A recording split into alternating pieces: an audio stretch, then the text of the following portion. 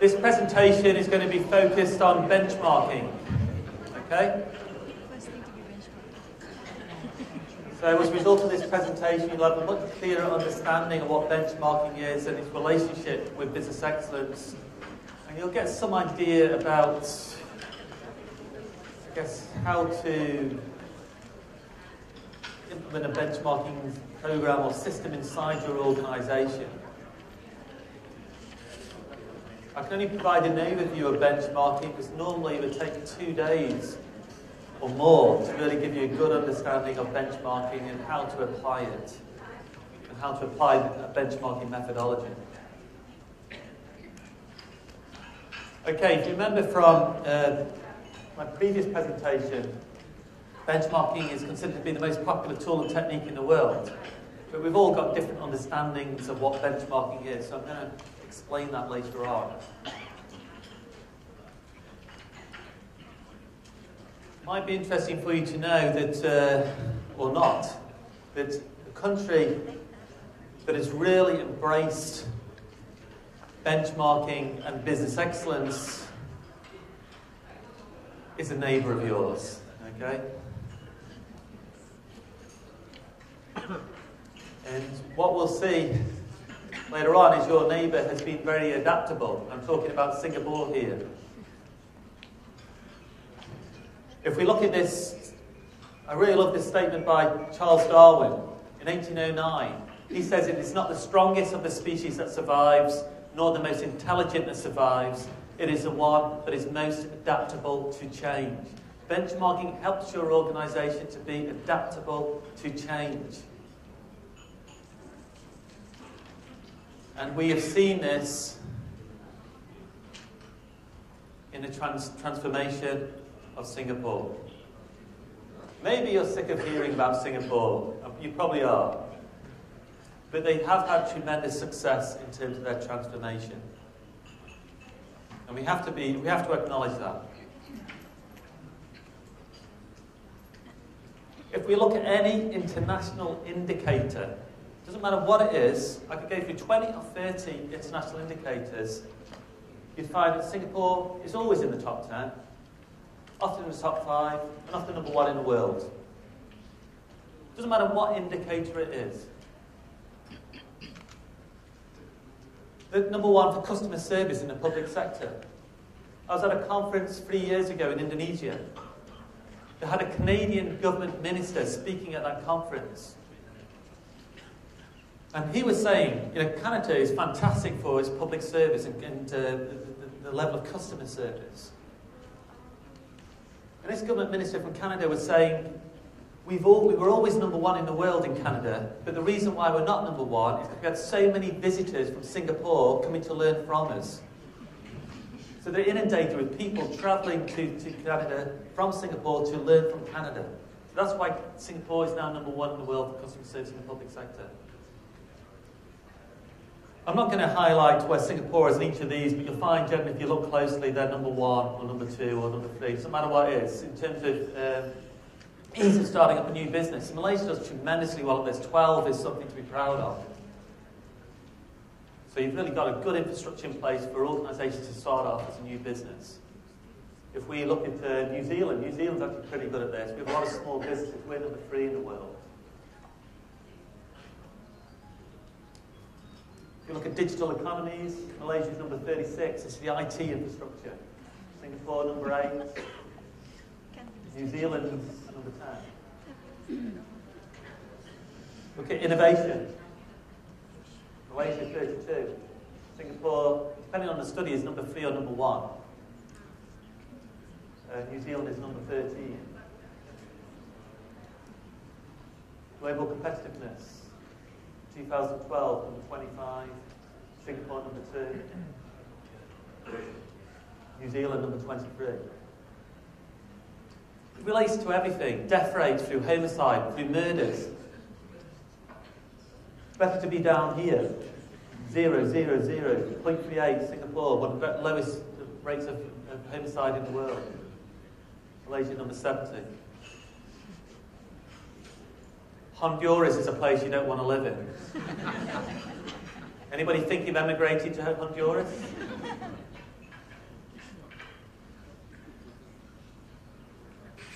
Corruption. Number 54 in the world. Employment 5, New Zealand, equal first with Finland and Denmark. What about life expectancy? On average in Malaysia, you're going to live to 73.4 years old. You can extend your life by almost 8 years if you go to live in Singapore. It's ridiculous, but it's true. It's a fact. If you want to live even longer, you can go to Japan. For those who are getting old already, I advise you to leave straight away. What's the lowest life expectancy in any country in the world? Any guesses? Not the country, what's the lowest? How old do you think people live in the country with the lowest life expectancy? Any guesses?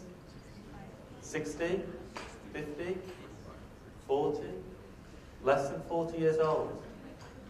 In Swaziland, dependent on the statistics, varies from 32 to 47 years old.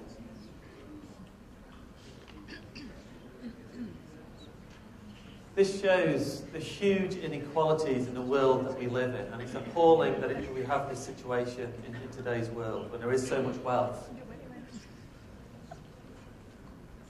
This is because of the HIV virus. I think 25% of pregnant women carry the HIV virus in Swaziland.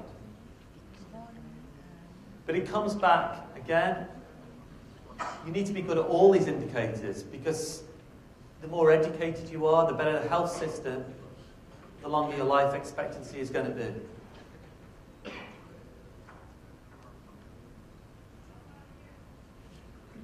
Okay, Malaysia ranks number 1 in the world. Any guesses?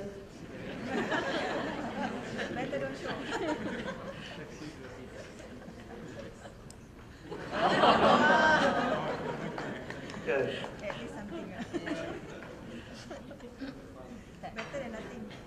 But I suspect Chang Wei Li hasn't got to be number 1 in the world by fluke. He's got to be number 1 in the world through hard work and through learning from the better practices of his opponents. He's learned how to improve his skill, his art at playing badminton. So it takes hard work, commitment, and an attention to detail, learning from other people, in his case, other players. And there's lots involved in becoming a great badminton player. I guess he's very careful about his diet. I bet he's got a good coach. There's lots of things involved. The same in business excellence. You've got to take on board everything that's required to become the best you can possibly be. Luckily, New Zealand is also the best in the world for something. Oh, by the way, just so we can have a laugh about this, Singapore ranks 46. No, our New Zealand ranks 129.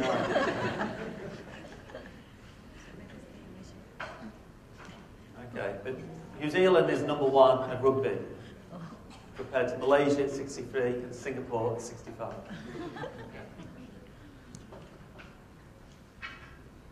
But there is a lot of benchmarking going on, especially at the international level. And that's really helped specific countries. They've really focused on this and learned from the other countries to become better at what they do. Information is out there. There's lots of information out there now. And now with new technology, the way we communicate, the use of the internet, it's available. The information is available on how to improve. It's now faster communication, faster travel. People are becoming more global than national. You can decide where you live. I'm originally from the UK, but I decided to live in New Zealand. I decided to live in New Zealand because you have a fantastic quality of life there. It's got a great education system, great health system. You know, everything's in place for me to have a good life. People in Malaysia, you know, with good education on mobile, they can move to any country they want to. So it's important you focus on this. You focus on what the country's about. You compare and learn to keep your best talent inside the country. So this benchmarking at a national level is going to become more and more important.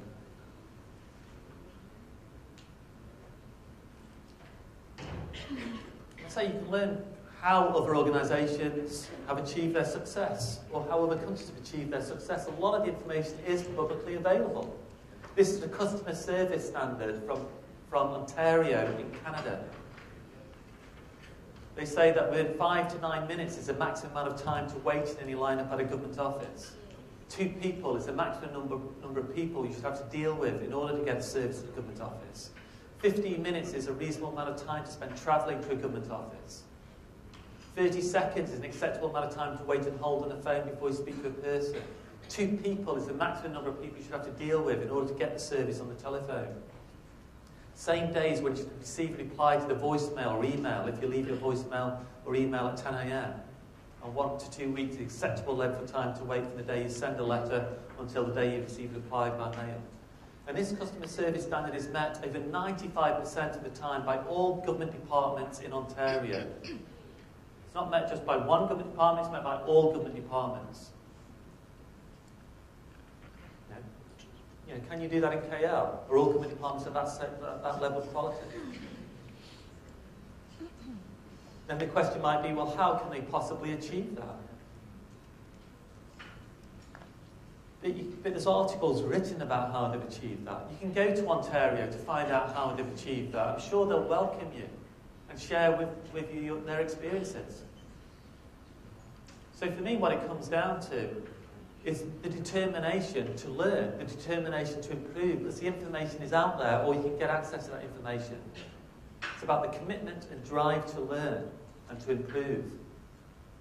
And this is where actually Singapore has excelled. Very committed leaders, very committed people. I mean, this country is going to grow in a different way. Every country is different. But it's ultimately down to the leaders in your organisation, the leaders of the country, to really aspire and to really be determined to learn, to bring back that knowledge and apply that knowledge and get rid of the bureaucracy. You do have some best practices, a lot of best practices. I mean, my card is the first in the world. It's the world's first secure and microchipped identity card, which can do multiple functions. So you have got the capability. So benchmarking helps organisations and countries to see the roadmap to success. Again, are you and your leaders 100% committed to follow this path? It's a similar message to business excellence. It's about commitment.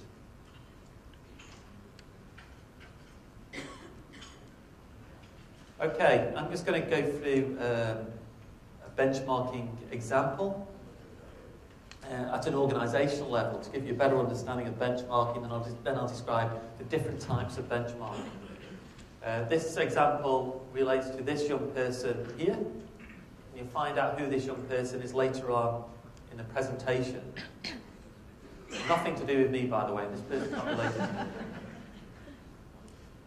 Okay, this example relates to the Great Ormond Street Hospital for Children in the UK. It's the leading hospital where people where young children who are critically ill, who've got major problems, might be lung problems, heart problems, go to the hospital for an operation, and hopefully there's going to be a successful outcome from that.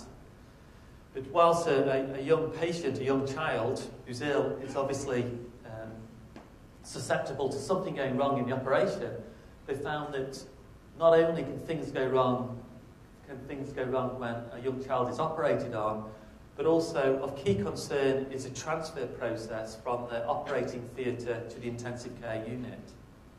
Because when you're having an operation, you're usually linked to a life support system, and then you transfer from one life support system to another life support system.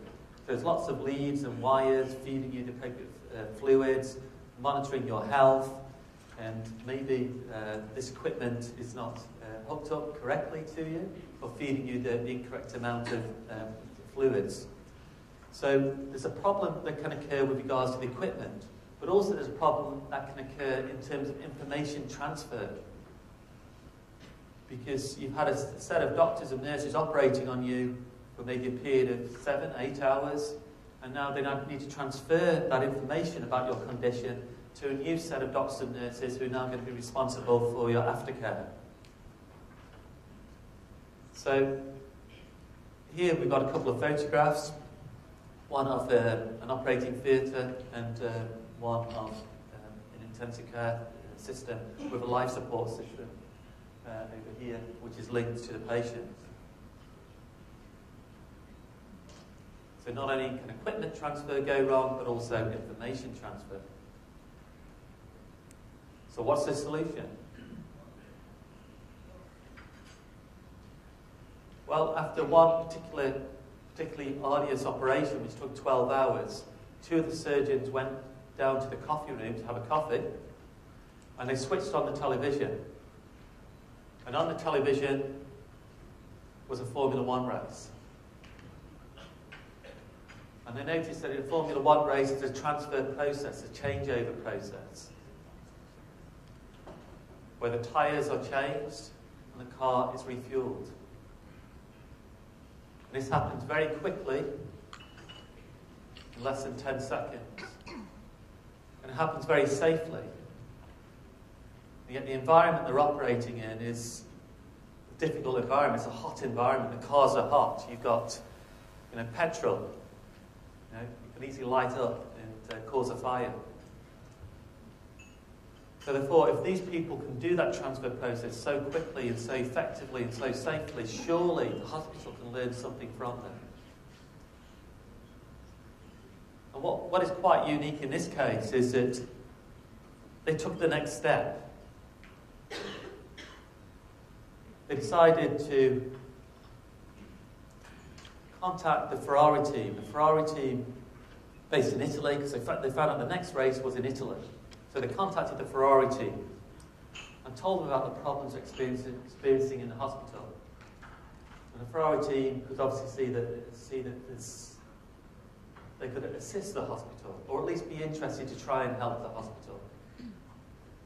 So they invited the team of surgeons and staff over to Italy to the next race.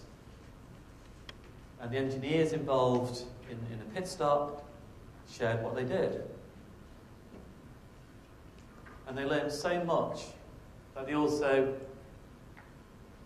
then contacted the McLaren team, who are based in the UK, and invited the McLaren team to come to the hospital and look at the hospital's processes. So the McLaren team also advised them on how to improve. So they got the input of both the Ferrari team and the McLaren team. What I'm going to show to you now is a video of actually what happens at a pit stop. And then we'll look at how that can be used by a hospital to improve these processes.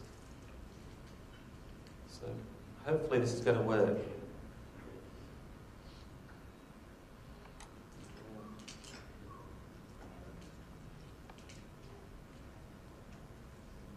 So you can see all my files. I've obviously been working very hard.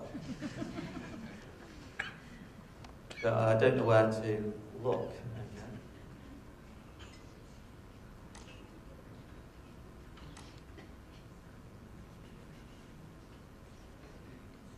Okay, we go down.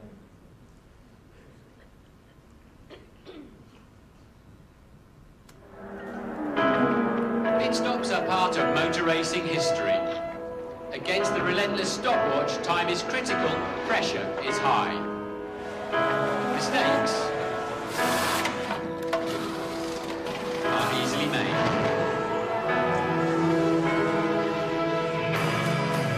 Force India have a team of 26 men awaiting their Formula 1 car.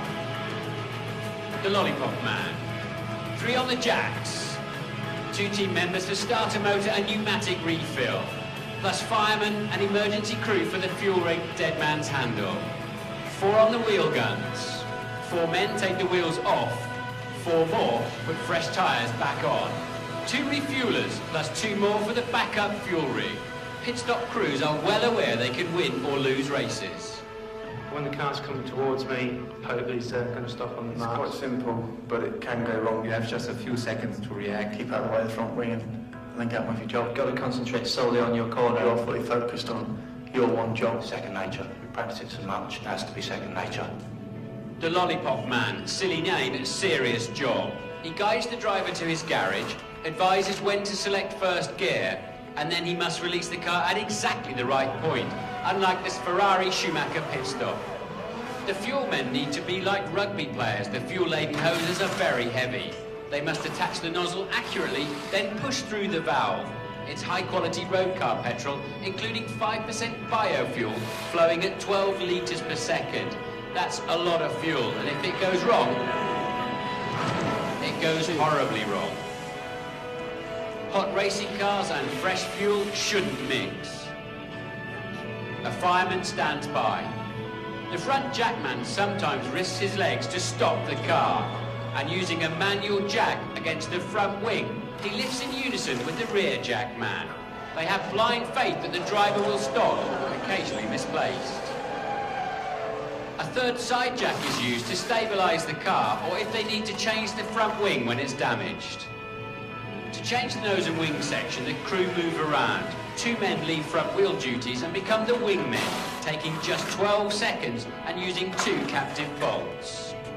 The gunmen are waiting on one knee with compressed air gun and brake cooling spinner ready. They need the driver to stop on his mark, so the wheel nut is directly in front of them, and the frantic work begins. Sometimes the wheel nut won't go on, and sometimes the wheels won't stay on. 4 men are ready to take the very hot wheels off. 4 more men put the fresh wheels and tyres on. It gets terribly disappointing when only 3 turn up. A great pit stop is a perfect display of human and mechanical harmony, where every second is precious and the driver's safety is at stake. Fanjo had the luxury of being out of his car for over a minute while 2 mechanics serviced it. Now, 26 men get the job done in less than 10 seconds. So it's pretty impressive, and I guess you're going to get the chance to see that in action in KL in about a week's time. Is it a week or the next 2 weeks? When is it held? What, next week or this weekend or next week?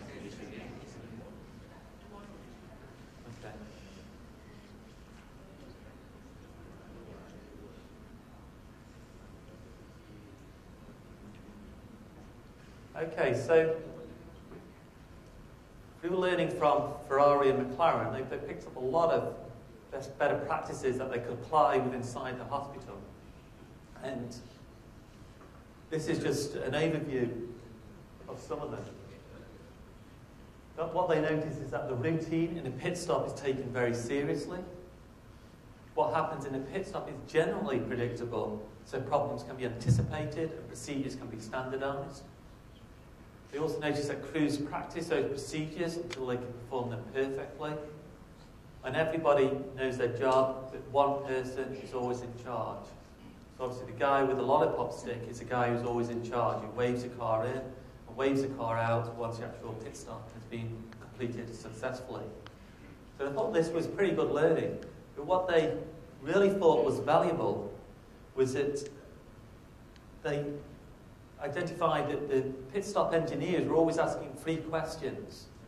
The engineers were always saying what could go wrong, what are we going to do if it does go wrong, and how important is it if it goes wrong. So they're very proactive in terms of trying to identify potential problems before they occurred. And I felt the hospital staff didn't have the same mentality. So this was a key area of learning for them. They also noticed that the engineers were using some very specific quality tools and techniques. One of the tools and techniques was called failure mode effects analysis. Some of you might be familiar with this tool and technique, especially if you're in the manufacturing or processing industry. So this looks at particular processes And then looked at the potential failure mode, potential things that could go wrong. Like there could be some petrol spillage. That's a seal with the pump and how it fixes to the car has not been sealed correctly. We then looked at the effects of that failure should it occur. So if there is some petrol spillage, the effect could be a fire. And then it rates out of 10 the severity of that failure should it occur. Obviously a fire is something you don't want, so that would score a 10 out of 10. And then it looked at potential causes of that failure. And then they would rate the probability of that cause happening. If it's likely to happen, they score it a 10. If it's unlikely to happen, they score it a 1. Then look at the current controls.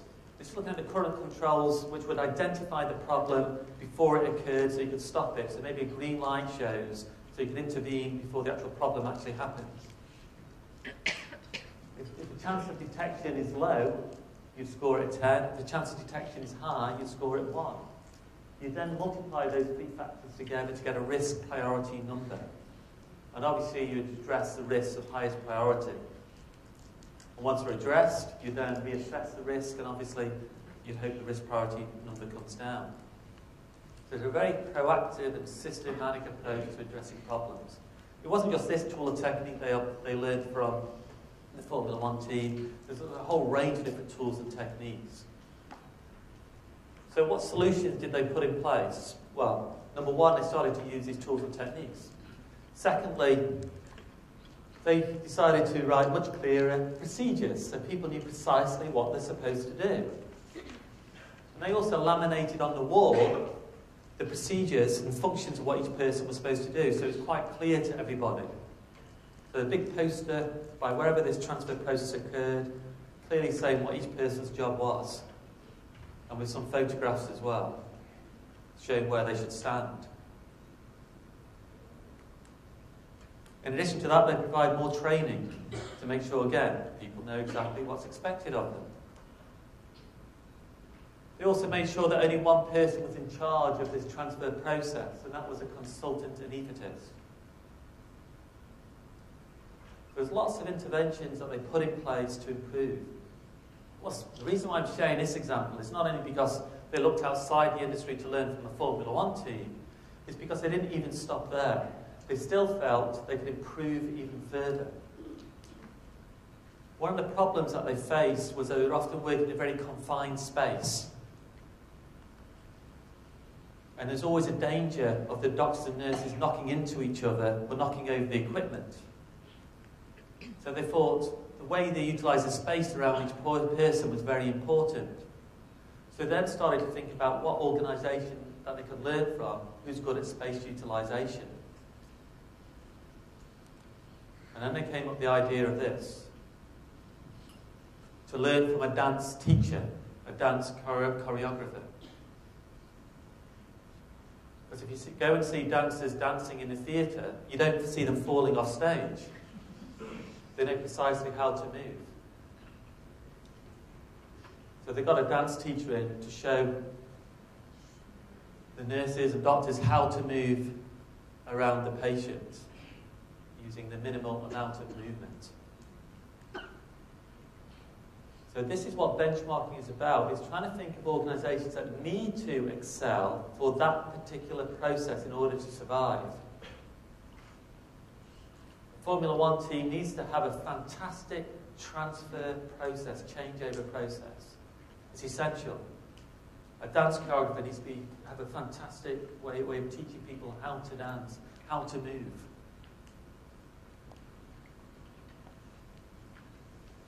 So what was the result of this benchmarking project?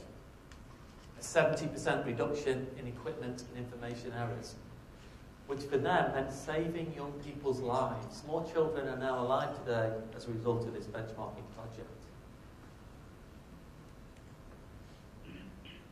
What the two surgeons who started this whole project said is that they said that it changed the culture of the team who were responsible for the care of these young children. Now the staff were saying, this is great, but we can do even better. It was now challenging them to come up with some new ideas, new practices, a new way of thinking. They were now becoming more like an eagle rather than an ostrich. This is a photograph of the actual surgeons involved. The young boy we saw earlier on, this is a young boy. He benefited from the benchmarking project. You see Lewis Hamilton, who will be here shortly in Malaysia. So he assisted with the benchmarking project. But this is the benefit to a healthy young child from a benchmarking project. So what's the key learning from this? Do benchmarking, because benchmarking primarily is a strong learning tool. It's not a data exchange tool. You do benchmarking to improve. You do benchmarking to find best practices. You do benchmarking to find solutions, innovative solutions to address problems. That's why you do benchmarking. The other thing is that if you're happy with your performance, you must be comparing yourself to the wrong organisation. This was the best hospital in the UK for the treatment of young children. It's also just one of the best hospitals in the UK, full stop. So when it compared its transfer process against other hospitals, it was already very, very good. It's only when it looked outside the industry, it realised it was not so good. So you've got to think outside the box. It might be good for your own industry, but there might be a huge opportunity for improvement if you compared yourself against organisations from outside the industry. To do that, you need to break down your problem. And break it down into the various processes, and then the processes become more generic, and then you can compare them against other industries. Okay, we're not going to show this. It was a funny example, but it's too hard to find this video on my laptop. Okay, so what is benchmarking? Benchmarking to me is learning from the experience of other organisations. This is why you do benchmarking, to find solutions, new ways of doing things, to challenge the status quo. There are two main types of benchmarking. Number one is called informal benchmarking. It's something we all do, whether we're conscious of it or not. We compare our knowledge with our colleagues' knowledge, other people inside our organisation. So, somebody who's responsible for a particular process, that person often has a lot of knowledge, and so a junior person who comes into that organisation will then learn from that process owner or their senior manager. Learn better practices in terms of how you operate the process. So we all learn from experts on our colleagues. This is a photograph of Dr. Robert Camp. He did the pioneering work on benchmarking in rank Xerox.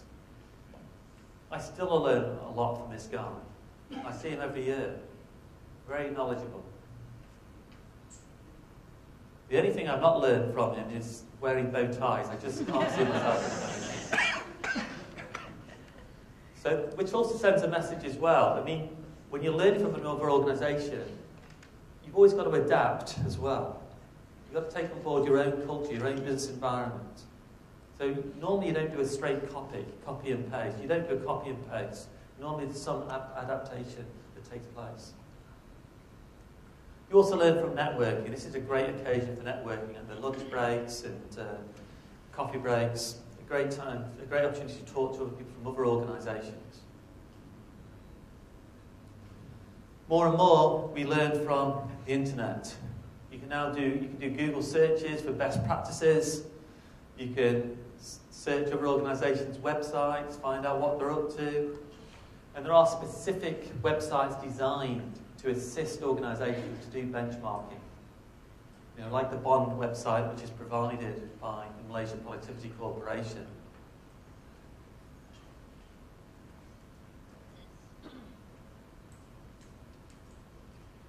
So, if you're looking through the MPC's website, there are many opportunities for best practice sharing. There's information on the website itself in sharing best practices, but also they'll inform you of the latest events whereby you can meet people from other organisations and discuss issues that concern your own organisation and maybe access some good ideas or good practices from them. This is all informal type of learning, informal benchmarking.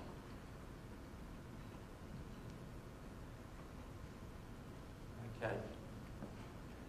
So we're going to have to figure out how to do this, but we can give you 1 month's free access to this. So I'm not sure whether through MPC, let's say as long as you leave your email address with them, and then we'll give you the passwords. But also, you need to do that anyway if you want a copy of my slides, because then we can send out a PDF to you or give you access to the slides. What's interesting, though, is that it's not about just providing information. A couple of years ago, I was speaking to the director of Philips. They have, I can't remember now, but I think it's over 130,000 employees around the world. A huge corporation. And so this man here, Ard Streng, I think he's just retired now, he was responsible for benchmarking and knowledge management within Philips. So they developed a benchmarking portal enabling the sharing of information across all the Philips sites around the world. And he was saying that when they developed this portal for sharing and tried to collect all the best practices, actually very little sharing occurred because often people just can't be bothered to read anymore. They're very busy. And reading can be quite boring. I mean, our attention span seems to be reducing all the time. But they said what made a difference to their sort of benchmarking knowledge management portal was that behind each best practice they had, they then started to put a face behind the best practice. And they also described the person's interests, hobbies, other information on the person. And this really increased the amount of knowledge sharing then that occurred. So it's not just about providing information. I mean, there's always people behind these best practices. We need to think about how we can get people to talk to people. So I think information itself can be quite boring, but I mean, once we can see a person behind it, it makes it so much more accessible.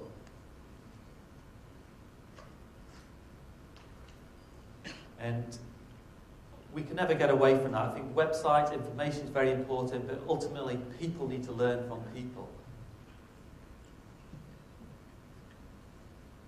Networking is also one of the 5 keys to innovation. So networking is very important for benchmarking, but it's also a stimulus for innovation. This is a major Harvard Business School study. They said there's 5 keys to innovation. So one of which is networking, therefore doing informal benchmarking. And the other 4 keys are associating, the ability to be able to associate things from different fields. So going outside your normal boundary, going outside your normal discipline, meeting people from other disciplines, and having the ability to actually bring back information from a different discipline and link it to your own discipline, and then help to improve your own organisation's performance. Also, for innovation, you need to have a questioning sort of nature. Therefore, asking, how did you do that? Why did that happen?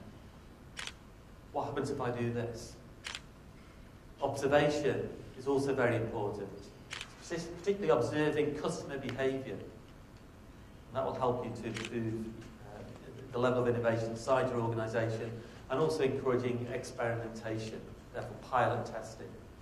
Encouraging people to have a go, to try something different. But informal benchmarking not only brings back best practices, but it also has a really tremendous impact on innovation as well.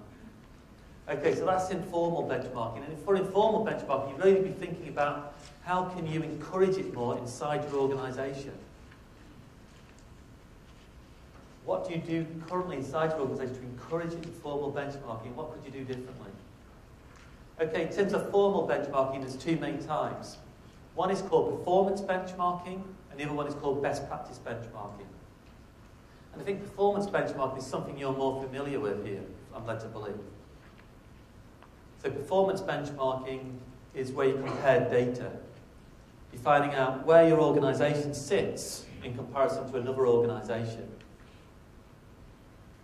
So it might be comparing your financial performance, it might be comparing customer complaints.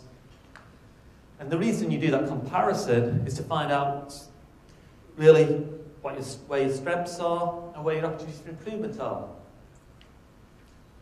So if you're performing down here and another organisation is performing up there, then it should be getting your organisation to ask a question, saying, well, we've obviously got a problem here, what are we going to do about it? So comparing data, comparing benchmarks, it's like a prioritisation tool. It helps you to identify your strengths and opportunities with respect to other organisations. So it helps you to know where you should focus your resources. If you're comparing your performance across multiple measures against different organisations, maybe comparing your HR performance, your customer performance, your financial performance, the performance of some of your key processes against other organisations, and you identify where the major gaps are, then you put your resources into those areas. But it does not provide solutions. So make sure if you're doing that comparison, you do something after the collection of data. If you're doing nothing after collecting the data, don't bother getting the data in the first place. There's got to be a step after the collection of the data. Organisations that are sensible will obviously analyse the data and then say, we want to set up an improvement team to think how we can close the gap. So they'll start to think about how we can close the gap, and then maybe they'll put in place some new practices inside their organisation or make some new interventions. But a better approach would be is to say, okay, we're down here, there's other organisations up there. What we want to do, we want to find out what they're doing differently. We want to learn from their best practices. So if you take that next step and not only just brainstorm yourself on how to improve, you really start to think about what this other organisation is doing differently, and ideally being able to go visit them, talk to them, find out what they're doing differently, then that becomes best practice benchmarking. So best practice benchmarking is not only about comparing the data, it's also learning from those organisations that are performing better, finding out what they're doing differently. And it doesn't even stop there.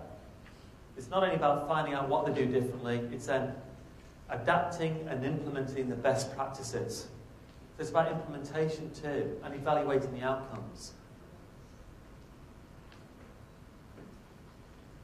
So just to summarise, performance benchmarking is a comparison of performance data that has been obtained from studying similar processes or activities.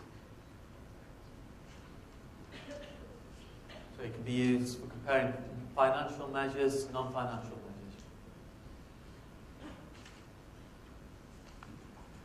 Best practice benchmarking, you can see the definition starts off exactly the same. It's saying it's about the comparison of performance data, but then it adds something else to the sentence. It says it's also about identifying, adapting, and implementing the practices that produce the best performance results. This is where you get those breakthrough improvements.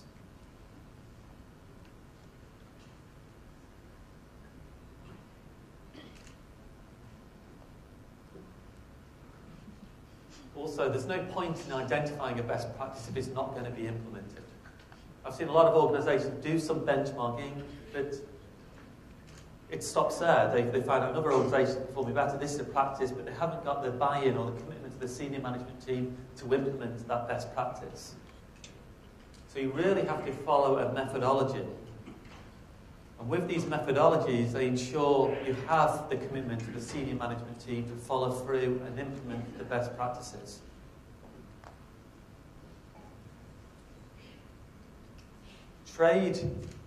The trade methodology is a methodology that I founded. It's now used, I've got partners in 12 countries promoting this. It's, for instance, used throughout the public service in Singapore. It's got 5 stages. Very simple methodology. 5 stages, and underneath that are a number of steps, and we'll have a quick look at that in a second. It's also got a certification scheme, because you want people to be trained. You want people to understand what benchmarking is and be able to undertake benchmarking projects.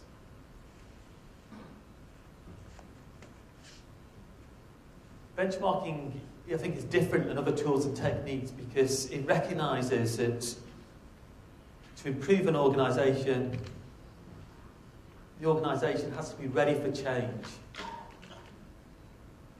The organisation has to embrace change. And benchmarking methodologies, they really address the change management aspect. They really make sure that people are on board. The senior management team is on board with a project, so that when you identify best practices, there's a greater likelihood for them to be implemented. This is a great slide. This is a Confucius saying, "Tell me I may forget, show me I may remember, involve me and I will understand." What benchmarking projects do is they take organisations on a learning journey. So if you've got a problem, you and your team and other stakeholders will first of all look at the problem or challenge that you're facing, and all agree together that this is the problem, this is the challenge we need to address. And then together you take them on a learning journey to learn best practices from other organisations. And then together you come up with solutions based on the learning that you've obtained. So it's not about imposing solutions on people. It's not about getting a consultant in who imposes a solution on an organisation, because then often you're not going to buy in of the people. They don't understand where this idea of best practices come from. This is taking all stakeholders, all people who are responsible or impacted by a process, on a learning journey, so they can see with their own eyes that this best practice that another organisation may have can also fit your own organisation.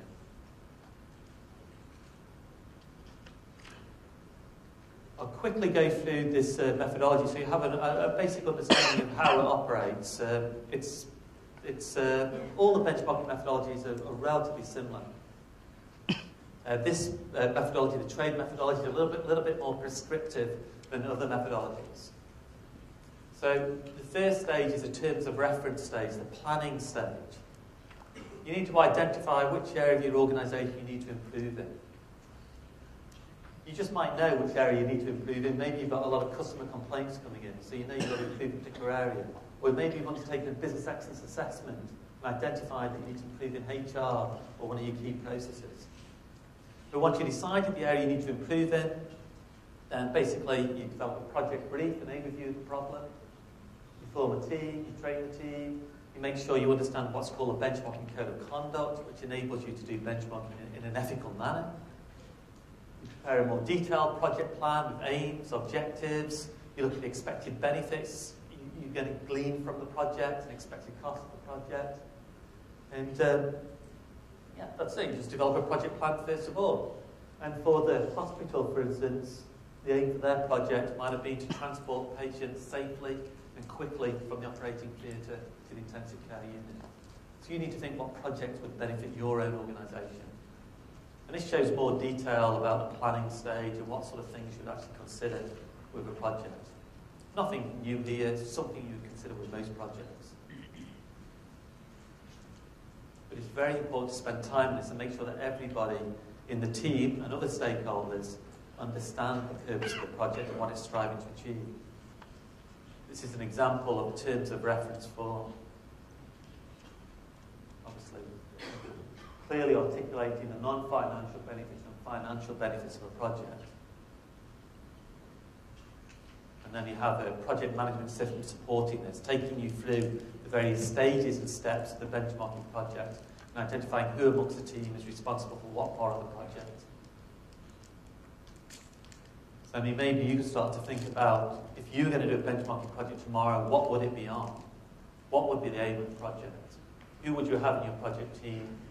And who would be supporting this project? You've got to have the senior executive team on board, because otherwise you're going to identify best practices and they're not going to be implemented.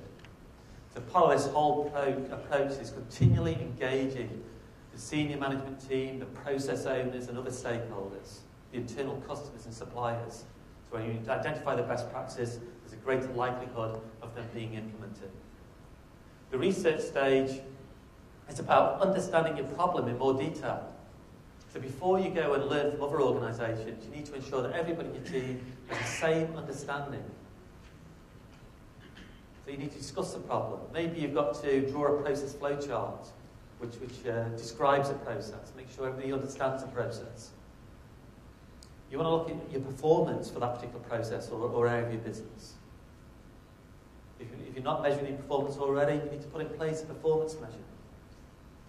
So just make sure everybody understands the problem. And sometimes after this, you then decide, well, the problem's not as big as we thought, so we don't want to undertake a project in this area. Or maybe you want to break down the process into different component parts and undertake 2 or 3 projects rather than just a 1 project. So for the hospital example, they would be thinking about measuring their performance in terms of equipment errors, information errors, and time taken. But also for the hospital, we noticed that they understood their processes because they'd identified that equipment transfer was very important for them, and information transfer was very important for them. Also, obviously, the hospital really had a good understanding of its own processes because they'd identified that utilisation of space was very important. So it's key when you do a benchmarking project to break down the process. They broke down the changeover process into these components. If they hadn't broken down the benchmarking project into these components, they wouldn't have thought of learning from a dance choreographer. So you've got to break down the process, and then it helps you to look outside the industry. If you keep the project at such a high level, you think you can only learn from other organisations in your same industry. So try and break the problem down. Then the act phase is where you do the real benchmarking, the learning from other organisations. You identify the criteria for which other organisations need to perform well in. For your particular problem, you've got to identify the criteria. For the hospital, they wanted an organisation that was good in terms of space utilisation. You also wanted another organisation that was good in terms of the whole transfer process. You then select the benchmarking organisations to learn from. They're called benchmarking partners. So you select the benchmarking partners to learn from. Obviously, you hope that they accept and agree to share their information. Organisations that are more likely to share with you are your customers and suppliers, organisations that you've already got a relationship with. It'd be very hard for you, I suspect, to approach the Ferrari team or McLaren team and get them to share information. It's easier to share information with organisations you've already got a relationship with, your friends in other organisations. This is why informal benchmarking is so important. The more informal benchmarking you do, the more networking you do with other organisations, the more trade associations you're part of or communities of practice you're part of, the more friends you'll have in other organisations. Those friends are more likely to open their doors for you to go and visit them to find out their best practices. So it's about embracing this idea to become more outwardly focused and inwardly focused. The way you learn from other organisations can be going to do a site visit, to go and visit this other organisation, but it might be just learning via the internet. Maybe you can find enough information on the internet. Maybe you make phone calls to other organisations, speak to them by phone. Maybe you send a survey to other organisations. There's different ways to learn from other organisations. The method you use to learn from other organisations depends on the terms of reference. When you write that initial terms of reference, you'll be specifying how important the project is and the length of time the project's got to be completed in. Because the project's got to be completed in 2 weeks, you can't possibly go and visit other organisations. If the project's of such importance to your organisation and you're willing to spend 6 months on a project, yes, then you can go and visit other organisations. Also, what's important to know here is when you do benchmarking, you're not only trying to learn from other organisations, it also takes you through a process and system whereby it's accessing the ideas and information that's currently in the heads of your people inside your organisation. So the outputs of a benchmarking project are not only what you learn from other organisations, but it combines together the ideas you currently have on how to improve. So it's an integration of both. So there's no way you can conduct a benchmarking project which is not of benefit. So it combines the ideas of your team, your people, with what you learn from other organisations. So this is why it's taking you on a learning journey. It's a great way for career development, personal development. So you identify best practices, and then you deploy them. Once you've deployed them, you then evaluate the outcomes from the project.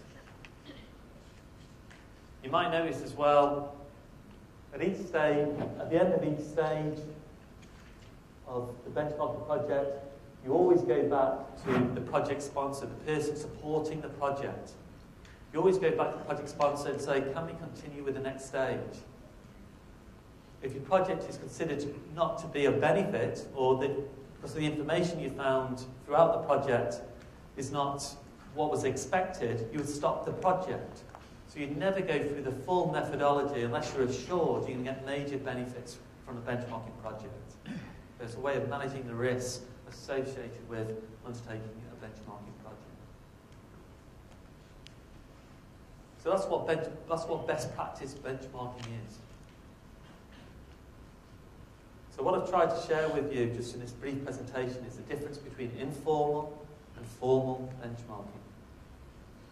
You've really got to be doing both. Informal benchmarking helps to support formal benchmarking. Okay, my conclusion is use all types of benchmarking to achieve business excellence. Informal benchmarking is for everybody, used for all processes. Anybody can do benchmarking, informal benchmarking inside your organisation. Performance benchmarking, I'm saying just be a little bit aware of that. Make sure that if you are getting this data, you do something after collecting the data. It is important for helping you to prioritise where you should put your resources.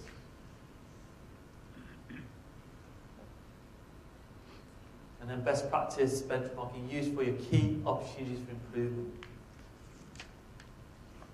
We now have case studies where organisations have become world-class in a period of 3 or 4 years through combining business excellence with benchmarking.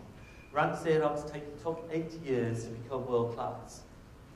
Now there's organisations that have become world-class in 3 years, like Boeing Aerospace Support in the United States. And the way they've done that is by ensuring that they're always doing the business excellence assessment. They're always making sure that the business units are sharing their best practices between each other. And then they're also doing best practice benchmarking, learning from other organisations outside their industry. So it can be done, it can be achieved. So benchmarking is an essential tool for today's and tomorrow's world. So my last advice to you is become an eagle and not an ostrich. Thank you very much indeed. Thank you.